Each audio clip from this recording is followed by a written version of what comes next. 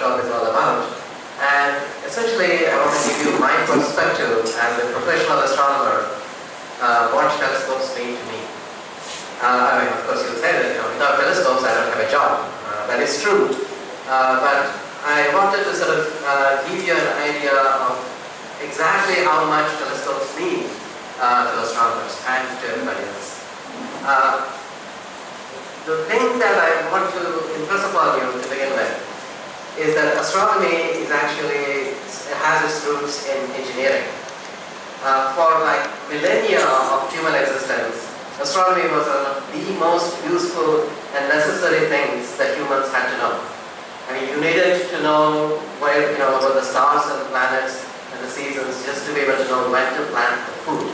You needed to know where the stars were, you needed to know what time of the year the constellations would come up, where, if you wanted to go from place to place, if you wanted to do trade. Okay? So, astronomy has always been an extremely useful thing. I mean, just imagine, if you wanted to save your friend by having Jarasandha come out to the open, you had to know when the next solar eclipse would be, right? Things like that. I mean, it was necessary. It was essential to know astronomy. Until around around the 18th century, astronomy was like, it was literally an application, right? It was engineering science. But since then, since the advent of the Industrial Revolution, more machinery, better watches, the direct relevance, the direct application of astronomy started increasing in the world. And astronomy sort of went away from this immediate application to getting a sense of the greater, our place in the universe, right? So, from knowing exactly, what you have to do tomorrow, it's turned into understanding what our place in the universe is. We figure out how big is the planet, how far is it to the moon, how big is the solar system, where is the solar system located? There's a galaxy. Oh, what is the galaxy made of?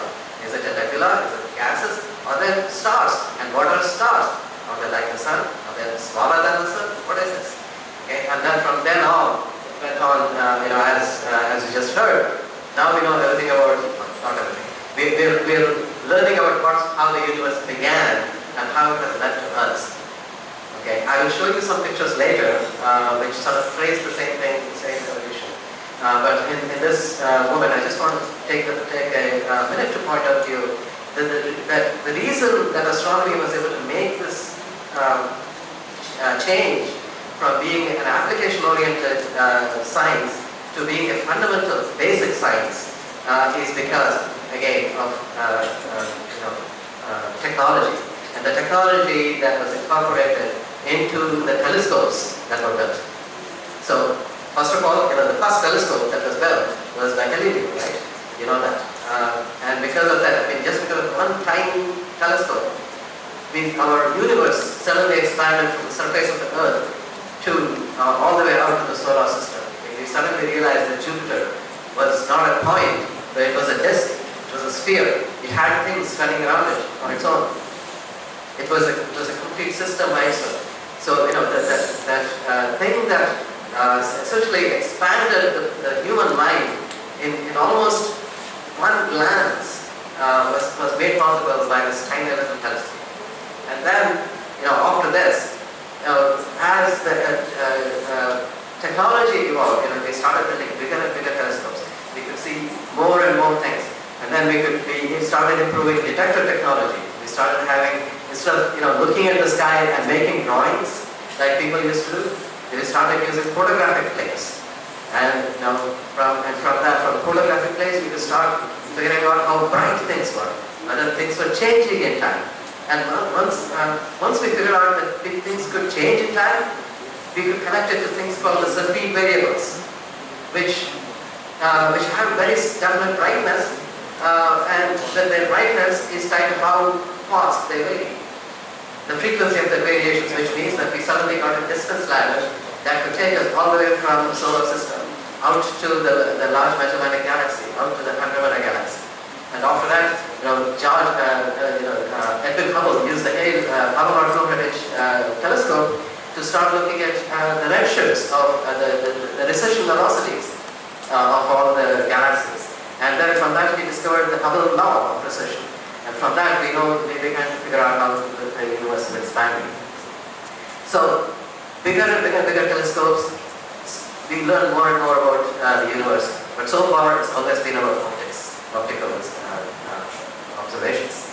And at the end of the Second World War, we started looking at the radio measurements, and suddenly we discovered that there was a remnant of the Big Bang that we could still see because of the cosmic microwave background radiation. And then came X-ray astronomy, when people started launching rockets to see whether we might be able to see the moon. And it turns out that it was very difficult to see the moon, but we could see the sun in X-rays. And about a decade or so later, we started sending imaging X-ray telescopes, and then we could see things like we could see stars, we could see galaxies in X-rays. And X-rays are something that are generated only from extremely hot and violent phenomena. So that's now suddenly our sense of what the universe can do expanded another 100-fold, right? So again, so I just want to run on too long. I just want to say that, okay, so you get an idea of how important telescopes are, because without these new telescopes, without the new vision that they enable, astronomy basically stops. So it is absolutely critical for us to appreciate what telescopes do for us. And I want you to, I'm really glad that you're all so interested in this young age to, dealing with this. So I want to encourage you to continue doing that.